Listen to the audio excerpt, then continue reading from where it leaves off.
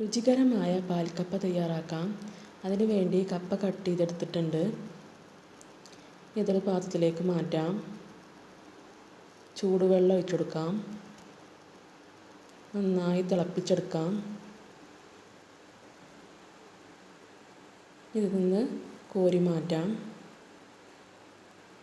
ഒരു പാത്രത്തിലേക്ക് ഇട്ട് കൊടുക്കാം.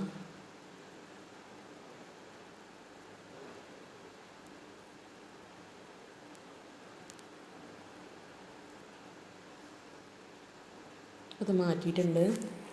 ഇതൊരു പാത്രത്തിലേക്ക് ഇട്ട് കൊടുക്കാം. കുറച്ചുകൂടിയും ചൂടുവെള്ളം ഒഴിച്ചു കൊടുക്കാം. ഉപ്പിട്ട് കൊടുക്കാം. ഒന്ന് വേവിച്ചെടുക്കാം. ഇതിലേക്ക് ചെറിയ ഉള്ളി, ഇഞ്ചി, കാന്താരി മുളക് ഒന്ന് ചതച്ചെടുക്കാം.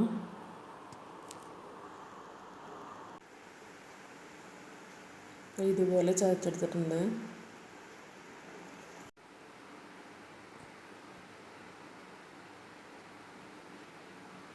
ഇതിലേക്ക് നേരത്തെ ചതച്ച് വെച്ചത് ഇട്ട് കൊടുക്കാം. ഒന്ന് ഇളക്കി കൊടുക്കാം.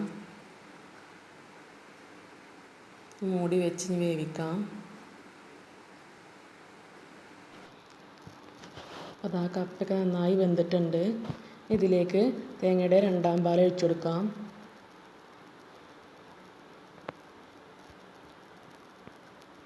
ഒന്നുകൂടി ഒന്ന് ഇളക്കി കൊടുക്കാം. കപ്പയൊക്കെ നന്നായി ഉടച്ചെടുക്കാം. ഇതുപോലെ ആക്കിയെടുക്കാം. നന്നായി ഒന്ന് ഇളക്കി കൊടുക്കാം. ഇതിലേക്ക് ആവശ്യത്തിന് ഉപ്പിട്ട് കൊടുക്കാം.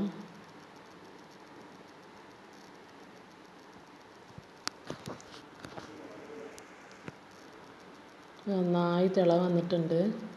ഇതൊന്ന് നന്നായി വറ്റിച്ചെടുക്കാം.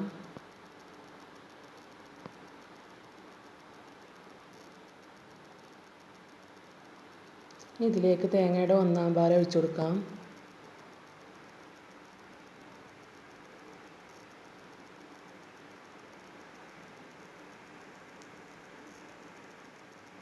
ഒന്ന് ഇളക്കി കൊടുക്കാം.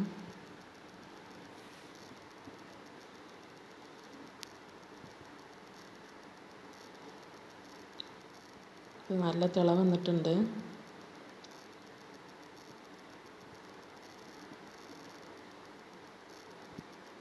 ഇതാ പാൽക്കപ്പ റെഡി ആയിട്ടുണ്ട്.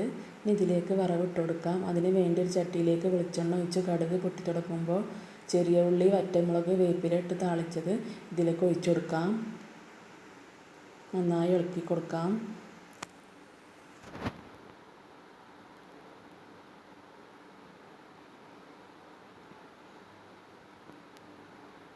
ഒരു തവണയെങ്കിലും ഇങ്ങനെ ഒന്ന് ഉണ്ടാക്കി നോക്കണം. ഉണ്ടാക്കാത്തവരുണ്ടെങ്കിൽ ഇതുപോലെ ഒന്ന് ഉണ്ടാക്കി നോക്കൂ. തീ ഓഫ് ചെയ്യാം. ഇത് ചൂടോട് കൂടി കഴിക്കാനാണ് കൂടുതൽ ടേസ്റ്റ്. ഇനി ഇതൊരു പാത്രത്തിലേക്ക് മാറ്റാം. വെറുതെ കഴിക്കാൻ തന്നെ ടേസ്റ്റ് ഉണ്ട്. ഇനി ഇതിലേക്ക് കൂട്ടി കഴിക്കാൻ ബീഫോ ചിക്കനോ മീൻകറിയോ കൂട്ടി കഴിക്കാം. ഞാനിപ്പോൾ ഇതിൻ്റെ കൂടെ കഴിക്കാൻ എടുത്തിരിക്കുന്നത് ചിക്കൻ വരട്ടിയതാണ്. അപ്പോൾ അടുത്ത വീഡിയോ ആയിട്ട് കാണാം.